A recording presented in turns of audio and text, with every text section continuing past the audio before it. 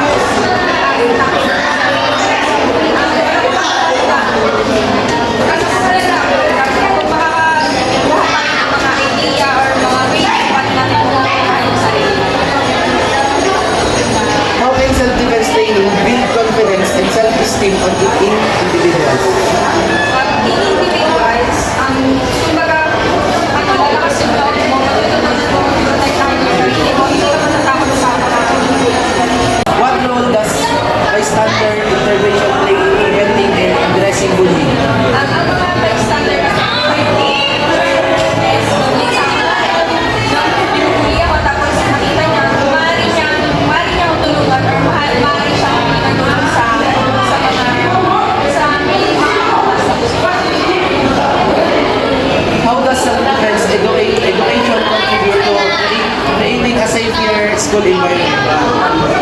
Sa school natin, subject tayo. Mas matigas sa student dito kasi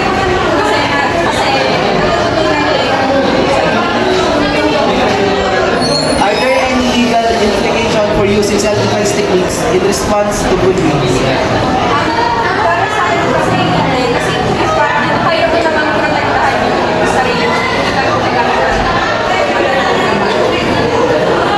What are some effective self-defense strategies for different types of bullying scenarios?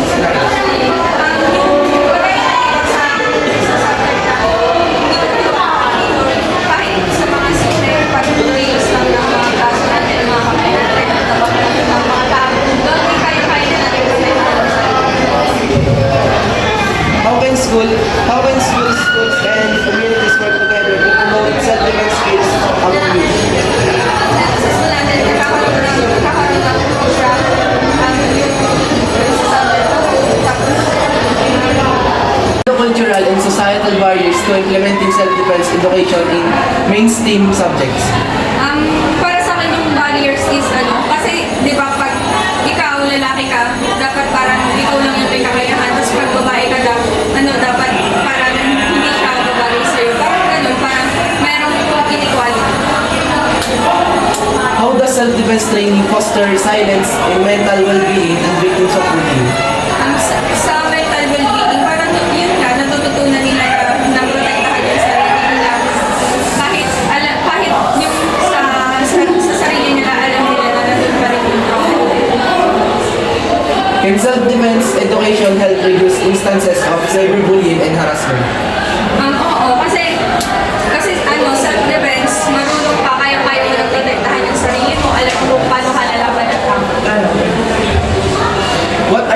ethical consideration of teaching self-defense to children and adolescents?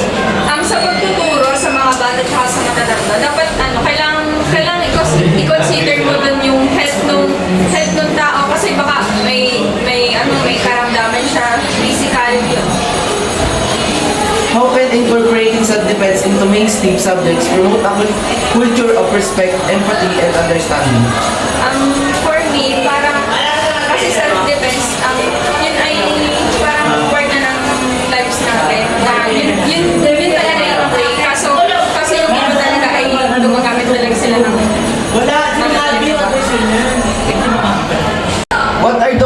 What are the cultural and societal barriers to implementing self-defense education in mainstream subjects? Sa mga barriers ng smart culture, ay kasi may mga region tayo pwedeng matamaan lang. Gaya na lang ng Muslim. Kasi yung Muslim may mga perspective or may mga pinapaniwalaan sila. How does self-defense training foster resilience and mental well-being in victims of bullying? Sa ano naman ay para makabuo siya na confident or lakas sa sarili upang sa susunod or kung makarami siya ng pambubuli, kaya niya natin tanggapin. Can self-defense education help reduce instances of cyberbullying and harassment? Oo, mababawasan ang pang-harassment ang pambubuli kung ito ay tuturo sa mga estudyante. What are the ethical considerations of teaching self-defense to children and adolescents? Sa children naman ay siguro maganda habang bata pa sila ay matutunan sila ng self-defense at sa adolescents naman ay siguro dapat isaalang-alang nilang paggamit ng self-defense kasi sa panahon ngayon, pwede ka nang pumatay gamit ng self-defense. How can incorporating self-defense into mainstream subjects promote a culture of respect, empathy, and understanding? Siguro may apply ko dito yung subject na ko. Kasi ang mga ganyang ay parang kumbaga ay may activity sila na pinapasali ang mga bata. Hindi naman itong puso lang, kumbaga ay bukal sa puso, kagaya na lang taekwondo. Sa taekwondo kasi once na sumali ka, hindi lang puro sipa. Siyempre may discipline at respeto sa mga bata. Are the long-term psychological effects of bullying on individuals? Maraming psychological effects ang bullying, kagaya na lang ng anxiety o pagkilos na isang individual dahil siya ay nabubully. Pwede rin ang depression. How does bullying impact academic performance and social development? Sa academic performance, ang isang estudyante ay hindi makakapag-focus sa kanyang pinag-aaralan dahil siya ay nabubully. May tendency rin na siya ay mag-drop out. What are the benefits of incorporating self-defense techniques into anti-bullying programs? Marami siyang benefits. Kagaya na, for example, kung maalam ka ng self-defense, maaari kang matutong sumalag o umiwas kung may natatanggap. How can self-defense training build confidence and self-esteem in individuals? Makaka-build siya ng self-confidence kasi kapag yung nabubuli ay natutunan nito, may tendency rin na ipagtanggol niya ang kanyang sarili. Psychological effects of bullying on individuals. Ayun, sa akin kasi yung personal experience ko din is nagkaroon ako ng anxiety. Just, mabot ako sa point na nagkaroon ng self-harm, yun yung naging effect sa akin. So, anxiety and depression. How does bullying impact academic performance in social development? Yun nga, may time na gusto mong pumasok, pero natatakot ka kasi baka maulit sa'yo, ginawa sa'yo, ganun. So, mas pipiliin mo na lang magstay sa inyo, and then ang nangyayari nun, wala kang ibang choice, babagsak ka rin. Akademics mo. Can self-defense training empower victims of bullying? If so, how? Pwede naman, as long as safe and hindi din masasaktan. Kasi kunyari, natutuwa ka ng self-defense and then kung ano yung ginawa sa'yo, ginawa mo din sa kanila para wala ka na rin pagkakaroon sa pagbubulo. So, mas okay yung self-defense na murang talking lang kaysa magkakaroon ng physical harm. What are the benefit of incorporating self-defense techniques into anti-bullying program? Ayan, mape-prevent yung pambubulo. Iwasan. How can self-defense training build confidence and self-esteem on individuals? Ay matututong mag-stand up yung mga nabubuli. Like, hindi na lang sila yung tatahimik pag kunyari, ayun, sabihan sila ng masakit na salita, matututo na rin silang i-defend yung sarili nila. Like, hindi na sila tatahimik. Mag-i-stand up na sila para sa sarili. What role does bystander intervention plays in preventing and addressing bullying? Malaking role yan. Tulad ng kunyari, ang magiging tulong ng bystander dyan is pwedeng ikaw yung maging witness sa isang bagay kung sakaling may mangyari hindi maganda, and pwedeng ikaw din yung maging rason para mapigilan yung pambubuli. How does self-defense education contribute to creating a safer school environment? Ayun, nagiging healthy yung environment ng school. Mawala yung mga ganun tulad ng tao, ganun ugali ng bata. Tsaka nagiging tulong yun para sa estudyante para mag-grow ng merong good attitude. Are there any legal implications for using self-defense techniques in response to bullying? Meron naman, siguro yun nga, katulad yung sinabi ko, pwede kang dumipensa nang hindi ka gumagamit ng dahas, which is yung katulad ng sinasabi natin, reporting, pagre-report or pagsusumbong sa mas nakakataas at mas nakakaalam kung ano pwedeng gawin. What are some effective self-defense strategies for different types of bullying scenarios? Umiwas. Kung hanggat maaari umiwas ay mag-report ng sumbong kaysa patulan. Kasi mas lalaki yung argument para tumatol pa. How can school and communities work together to promote self-defense skills among youth? Mag-set sila ng program sa school tungkol sa anti-bullying act, ganyan-ganyan, para mas aware yung students, nila yung students. Pag nag-set sila ng program, mas better na kasama rin yung parents. What are the cultural and societal barriers to implementing self-defense education in mainstream subjects? What are the cultural and societal barriers to implementing self-defense education in mainstream subjects?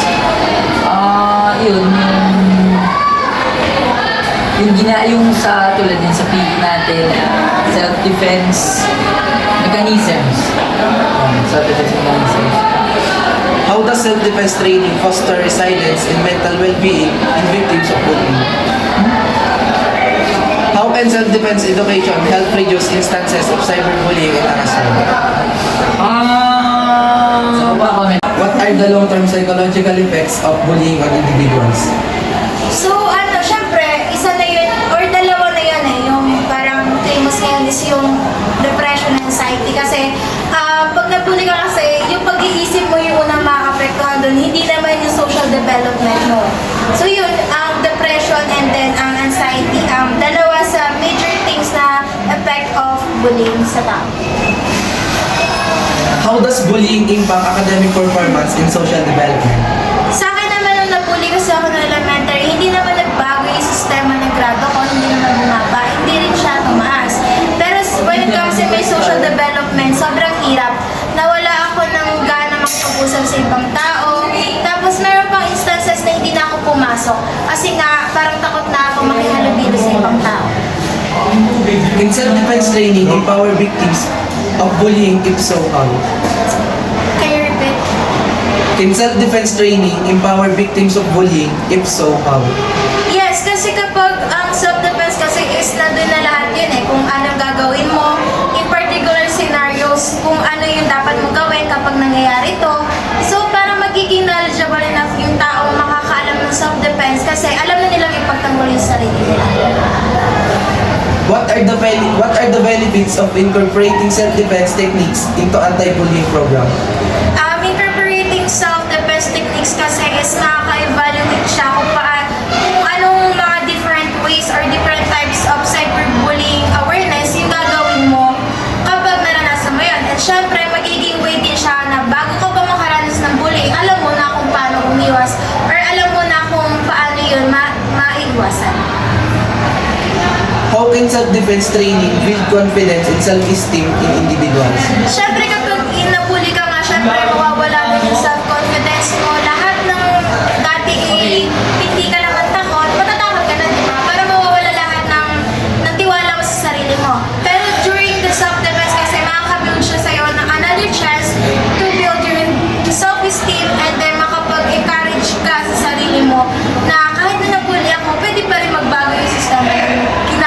buong paligid. How can school and communities work together to promote self-defense skills among youth? Siguro yung evaluating a lot of programs in the school, kahit yung pagsingit lang nun ng awareness about bullying sa mga subjects, is makaka-build na siya ng way or makaka-help na siya sa maraming bata ngayon na, alam mo yun, parang sa batang edad, alam mo nila yung gagawin nila sa bullying. What are the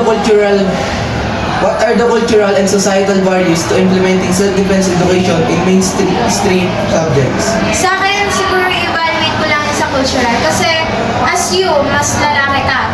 Yung katawan mo is different sa aming mga babae. So kapag yun, mas maganda na bigyan pansin yung kalakasan din ng babae. So parang kapag sinabi self-defense kasi is kaya nyo ng mga boys. Kasi iba yung, alam nyo na yung strength nyo. Pero sa amin, mas maganda na ipalaganap siya kasi kami mga babae is madalas nakakaranas ng harassment. So we really need those self-defense na ma-implement sa aming mga babae. Can self-defense education help reduce instances of cyberbullying and harassment? Siguro sa harassment lang siya tumatakbo or sa harassment lang siya nakakatulong. Kasi harassment kasi is physical. Diba? Nakikita niyo isa't isa, nagkakasakitan kayo. Pero kapag cyberbullying, hindi.